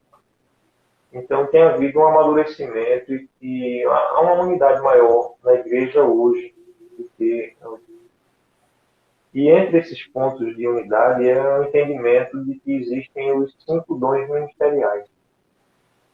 Agora, tocando na tua pergunta. Que são o dom do apostolado. A palavra apóstolo, ela literalmente significa aquele que é enviado com a missão. E mesmo no período dos apóstolos de Cristo, que foram chamados por Cristo, os 12 primeiros apóstolos, mesmo naquele período haviam outros apóstolos. Você vê isso na carta de Paulo, Paulo falando de apóstolos que estavam na igreja, que até pregavam o evangelho por vaidade, para entristecê-lo. Você viu o apóstolo Paulo falando isso. E Paulo ali não está falando dos outros 12 que Cristo escolheu, e de Matias, que foi eleito para ficar no lugar de Judas, o traidor. Não, ele está falando realmente que haviam outros apóstolos. Então, o apostolado, ele é um dom. Existem pessoas hoje que têm esse dom. Toda a igreja, ela é enviada com a missão. Ela é apostólica pelo fundamento doutrinário dos apóstolos, mas principalmente pela sua missão. Ela é enviada. E existem pessoas que têm esse dom, né, sobrenatural, uma coisa que o Espírito Santo opera só para a igreja, e dá a essa pessoa esse chamado, essa visão apostólica, essa visão de crescimento, de implantação de igrejas, de implantação de ministérios. É um dom. Os outros 5 dons ministeriais. Dom ministerial, profeta, evangelistas, pastores e mestres. E esses dons foram dados à igreja com vista ao aperfeiçoamento de santos. Então, nós temos crido hoje também que todos que estão na igreja, estão na igreja, eles podem acessar esses dons pelo Espírito Santo. Por aquilo que Cristo fez. E o Espírito Santo, ele vai organizar, ele vai administrar isso na vida da igreja local, para que a igreja ela se desenvolva e cumpra o seu propósito. Mas, às vezes, as pessoas confundem isso com as ordens sagradas, 3 ordens do Novo Testamento. A gente chama ordens sagradas ou ordem neotestamentária. Que são diaconato, que é uma ordem sagrada que está lá em Atos 6, a origem, né, dos diáconos, os primeiros diáconos, né, Atos 6. Então, os diáconos, eles foram estabelecidos dentro da igreja, foram designados, ordenados dentro da igreja, receberam essa ordem diaconal para servir. E não era só uma questão de beneficência, de socorro às viúvas, aos órfãos, mas eles deveriam ser homens cheios do Espírito Santo, né, zelosos, tementes ao nosso Pai. Então, existem algumas características, mas não diz que eles precisavam ter um desses 5 dons. Então, às vezes, a pessoa ela é chamada para liderar uma posição de ordem, ela é chamada para ser um diácono, sem necessariamente por exemplo, ter aflorado um desses 5 dons ministeriais. E o inverso também acontece. Às vezes a pessoa ela está vivenciando um dos 5 dons ministeriais. Eu vou mencionar agora o pastorado. A pessoa tem um dom pastoral. Ela é uma pessoa acolhedora, uma pessoa que apacenta o rebanho, uma pessoa que tem aquele zelo, que está cuidando da vida, as pessoas estão próximas a ela. Tem um dom realmente do ministério pastoral, mas ela não foi investida de uma ordem neotestamentária. Ela não foi ordenada diácono, ela não foi ordenada um pastor. E o pastor seria o presbítero, né? O diácono, o presbítero e bispo. Então, às vezes, um presbítero na igreja, e tanto o diácono quanto o presbítero, as características, aquilo que deveria qualificá-los, são muito semelhantes. O apóstolo Paulo fala com Timóteo, fala com Tito dessas qualidades, o apóstolo Pedro também fala, seja marido de uma só mulher, né? Não seja dado a bebida, ao muito vinho, não seja avarento, e aí uma série que cuide bem da sua própria casa. Então ele está mencionando as qualidades necessárias. E ele não fala dos dons, nenhum dos textos do Novo Testamento que fala da ordem, fala dos dons. Ou seja, a pessoa pode ter uma ordem, pode ser ordenado um diácono, pode ser ordenado um presbítero, pode ser ordenado um bispo, sem necessariamente ter um dos dons. E também pode acontecer o inverso, a pessoa ter dons ministeriais, ela já ser de fato um pastor, mas ela não foi ordenada um presbítero. Então, uma coisa, ela não exclui a outra, nem compete. Né? Em Cristo, as coisas vão acontecendo assim. Agora, normalmente, a pessoa ela já é aquilo. O ideal é, porque o apóstolo Paulo sempre fala que seja primeiramente experimentado. Então, o diácono, o presbítero, o bispo, ele precisa ser experimentado no sentido de alguém que já tem vida em Cristo, que tem vencido o maligno, né? Que tem andado realmente no reino de firmeza. Então, essa pessoa, para ser até chamada de ancião, agora ela pode estar à frente da administração da igreja, espiritual da igreja. E essa é a diferença das ordens do Novo Testamento para os dons ministeriais. Uhum. O que acontece é que a igreja ela começa a ver, por exemplo, alguém que já é diácono, a pessoa ela começa de repente já a servir como diácono. Ela tem o zelo pela palavra, ela serve. Né? A palavra diácono ela se aproxima um pouco da ideia de garçom, aquele que serve, né? Realmente está ali para servir. Então, o ministério diaconal ele é visto assim. Eu lembro que durante uma boa parte da minha vida eu cheguei a liderar adolescentes, jovens, e eu tinha esse zelo. Terminou o culto, eu ia fechar as janelas, eu ia ver que às vezes tinha ventilador ligado, dava uma olhada no prédio, estaria fechando. E também abrir se tem uma coisa suja, um copo descartável fora do lugar. Eu mesmo fazia isso sem ter nem sido ordenado nada. Então, naturalmente, a igreja foi vendo isso. E ela foi e estabeleceu. E o presbiterato também, porque eu comecei a pegar jovem, embora muito tímido, eu ainda sou um bocado assim, não na timidez que você não enfrenta, né? Porque de fora ficaram os tímidos.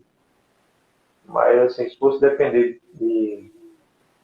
desse traço de caráter, né? Não é nem personalidade, eu teria isso muito forte, de não falar, às vezes, por uma questão de timidez. Mas eu comecei a enfrentar pela palavra. Nosso Pai não tem dado espírito de covardia, mas de poder, amor e moderação. Então, eu ia para cima, né? Ministrar a palavra e tal. E aí, assim, veio depois o presbiterato. Eu mencionei rapidamente que a igreja me recomendou para o seminário, para o presbitério. ao seminário. E deixa eu ver se está faltando alguma coisa sobre as sagradas ordens. Então, o presbítero se convencionou na igreja moderna chamar o presbítero de pastor. Porque, querendo ou não, de certo modo, ele exerce um pastoreio. Mas nem sempre aquele presbítero ele tem o dom de pastor. Não sei se eu consegui ser claro aí, me ajuda aí se eu não fui claro. Também. Então, às vezes, aquele presbítero ele tem um dom de mestre. Tá? Ou não. Depende. O apóstolo Paulo ele fala daqueles que se afadigam no estudo e na oração. Então, a importância de um presbítero se afadigar no estudo e na oração. Tem uma ilustração interessante que alguém passou na casa do pastor. Também dizem que esse fato foi verídico. E o pastor estava lendo um livro. A porta estava aberta, né? Estava lá lendo. O irmão na rua viu o pastor lendo lá sentado e disse: pastor, está descansando, né? Aí o pastor disse: não, meu filho, estou trabalhando. Aí ele passou e foi embora. Aí, de tarde já, o rapaz vinha voltando e o pastor estava na frente, no jardim, capinando lá, passando uma enxada. Aí o rapaz viu e disse: pastor, agora está trabalhando. Aí o pastor disse: não, meu filho, agora eu estou folgando. Então, a ideia de que o ministério, a ordem presbiteral, que é chamada popularmente de pastor, ela tem esse dever de se afadigar na palavra, na oração, na palavra. Após quando eles foram instituir, estabelecer o diácono, vocês vão se dedicar a isso aqui, e nós nos dedicaremos à oração e à palavra, né? Ao estudo da palavra. Amém. Deixa eu lhe fazer, então, a última pergunta, que é: como é que o senhor vê o Ministério Reino Sião daqui a alguns anos? Vamos dizer, daqui a uns 10 anos. O que o senhor almeja, como o senhor enxerga pelos olhos da fé que estará o Ministério? Com certeza vai estar muito mais maduro, assim, estruturado, algumas coisas precisam ser estruturadas ainda porque é muito novo, né? Também maior em termos de crescimento de vidas, né? Não só de maturidade, mas também de vidas que vão ser alcançadas, e a presença também na nossa região aqui. Em 10 anos, eu espero que a gente já esteja presente na nossa região aqui, em Pernambuco, em muitas cidades, não poucas, muitas cidades. Amém. Agora, o crescimento ele é mais ou menos como o crescimento do bambu chinês, chamado bambu chinês. Ele passa 4 anos e meio crescendo para baixo, as raízes. E depois, durante 6 meses, ele atinge mais de 20 metros. É verdade. Então, durante 4 anos e meio, alguém vai dizer: não está crescendo, ou pode até achar que não está havendo crescimento.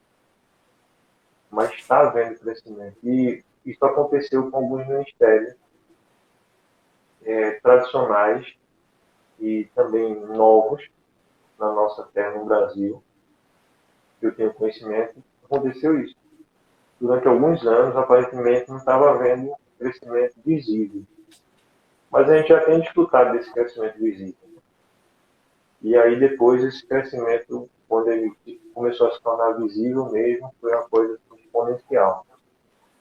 Então, eu creio que se Cristo não voltar, eu também percebo que a vinda dele está muito próxima e é o que eu tenho desejado. Mas se ele não voltar, a gente faz um plano B, que é esse sonho também, e se organizar para o crescimento, que é o que ele nos mandou fazer, né?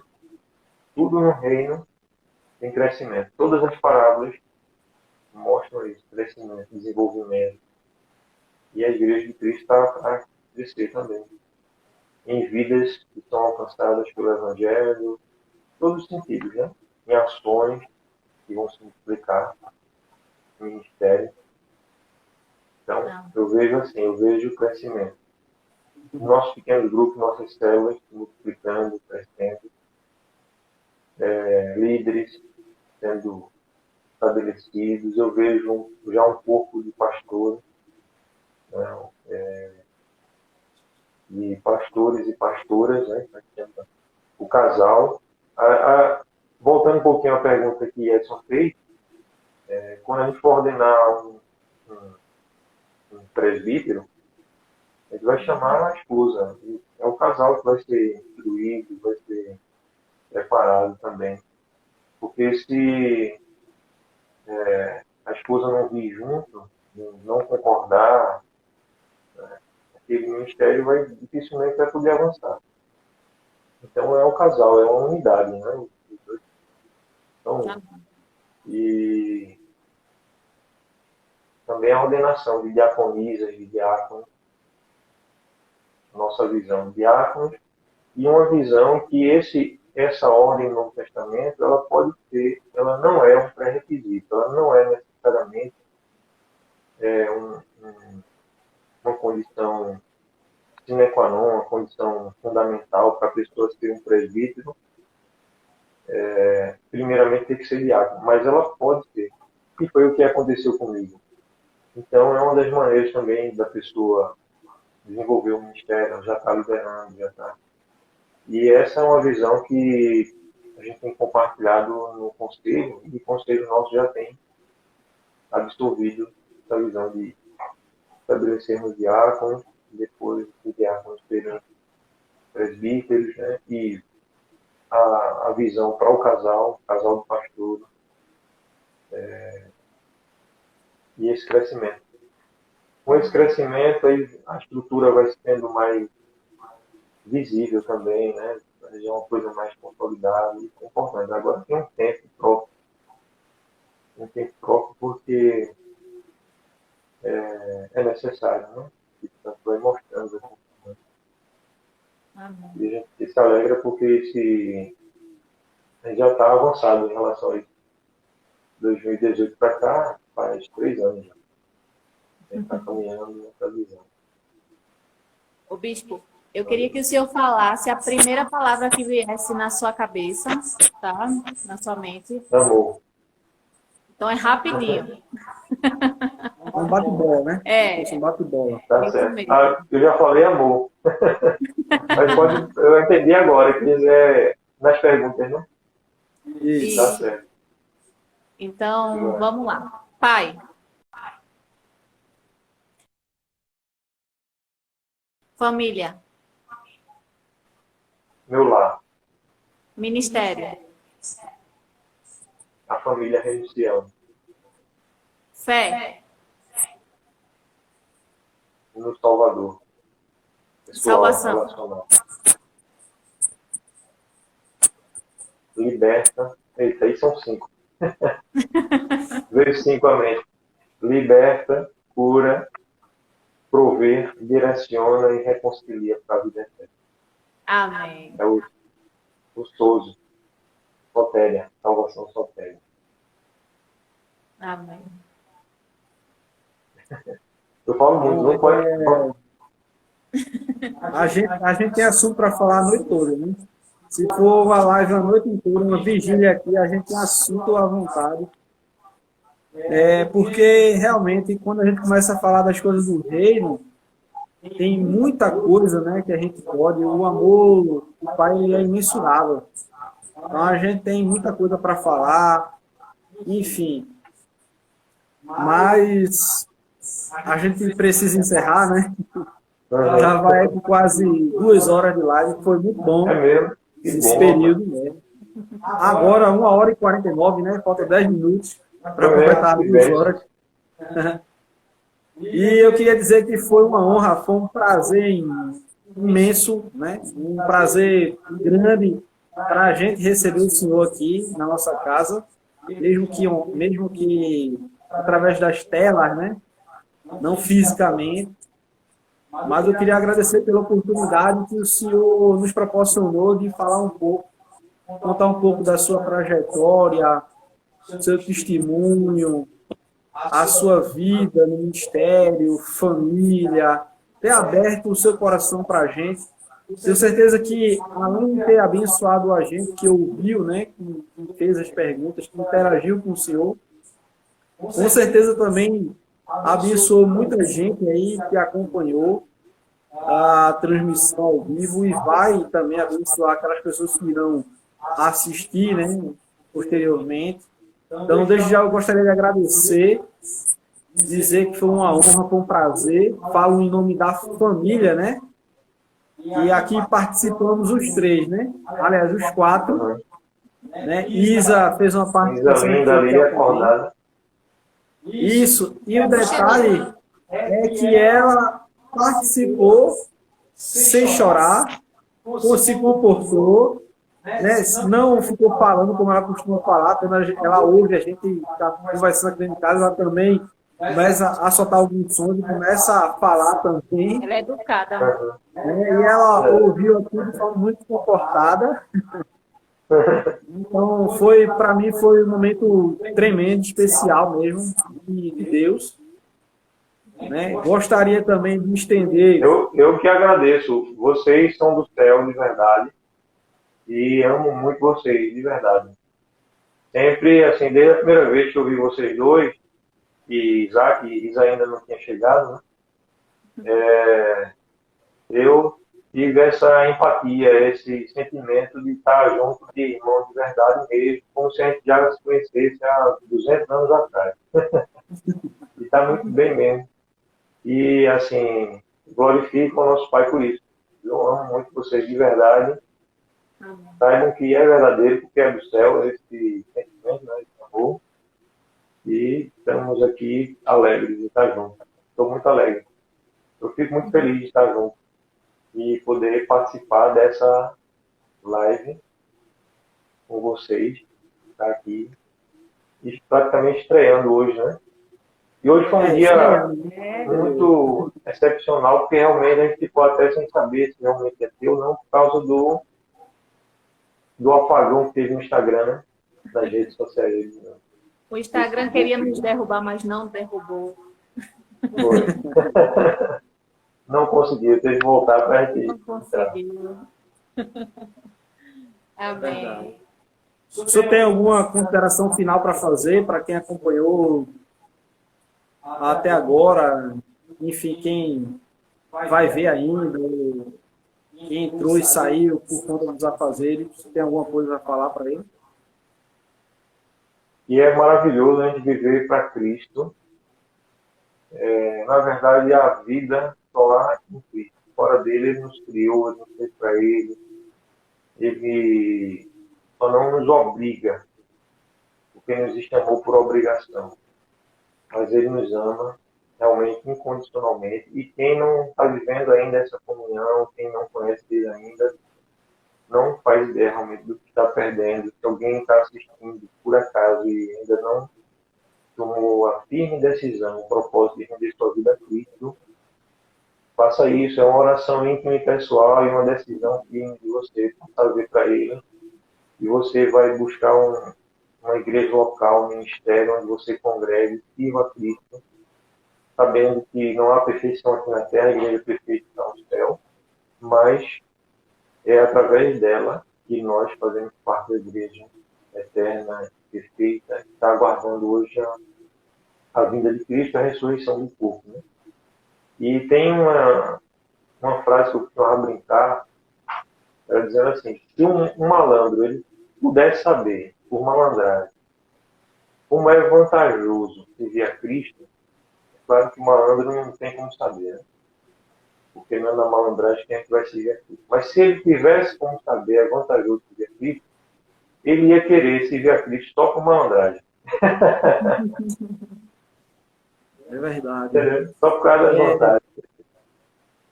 Eu queria que o senhor ficasse até a gente encerrar, se o senhor fizesse uma oração antes da gente encerrar, né, a transmissão. Eu queria agradecer a oportunidade de quem entrou e ficou até agora, né, agradecer pela confiança, pela paciência, né, por ter acreditado nesse projeto, por ter abraçado a causa e ter ficado conosco durante todo o tempo da entrevista, né? Gostaria de dizer que vai permanecer. Toda semana a gente vai ter um convidado diferente, vai acontecer sempre nas segundas-feiras, às 20 horas. A gente sempre vai estar trazendo pessoas que traga alguma coisa para a gente, tem alguma coisa a somar, uma história de vida, uma trajetória que possa edificar a você que está assistindo. Então, muito obrigado, né? Seja bem-vindo, volte outras vezes, né? Sempre às segundas-feiras, às 20 horas. Amém? E gostaria também de pedir que você que nos acompanhou ou que vai nos acompanhar ainda, tem um desenhozinho aqui, ó, no canto direito do seu smartphone, que é um aviãozinho de papel. Você pode clicar lá e enviar essa live, né, essa entrevista para seus amigos, parentes. Então, fique à vontade para enviar. Envie para, no mínimo, 10 pessoas aí, para eles serem abençoados como a gente foi abençoado essa noite. Amém? Bispo, o senhor fica à vontade aí para fazer a oração e a gente se despede aí do pessoal aí. Amém. Então vamos orar. Um abraço para vocês também, para todo mundo que esteve ouvindo. Né? Um abraço forte desse que vos fala com amor em Cristo. Pai amado, nós te agradecemos por essa noite bendita, Pai. Por essa noite feliz. Quando estive junto ao Pai aos teus filhos e aqueles, ó Pai, que nós não chegamos propriamente a ver, ainda serão alcançados, mas nós glorificamos o teu nome, Pai, e te agradecemos, ó Pai. Recebe, Pai, nossa gratidão e cremos que em Cristo a recebe. Abençoa, Pai, continuar a multiplicar essas bênçãos na vida, no viver de Edson, Joana, de Isaac, de Isa e todas as pessoas que para eles são importantes, são amadas, são queridas. Que a tua graça esteja protegendo, esteja fazendo felizes os teus filhos, ó Pai. Eu rogo assim e te agradeço, Pai. E que haja essa bênção de paz, de direção para os nossos ouvintes. Se alguém nos assistiu incomodado com alguma enfermidade, eu abençoo para que haja uma cura agora sobrenatural, uma intervenção sobrenatural. Aleluia. E essa pessoa ser curada, ela vai testemunhar disso, da ação sobrenatural na vida dela. Tá? Em graça te dou por isso. Se alguém, ó Pai, está angustiado, angustioso, passando por algum problema, que quer roubar a paz, ou mesmo já nem tem paz, que essa pessoa seja inundada por uma paz que excede todo o entendimento humano agora. Ela possa ter uma noite de sono restaurador. Amém. E desfrutar dessa paz. Aleluia. E, ó Pai, nós te agradecemos em nome do teu Filho, que vive e reina para sempre, que em breve voltará.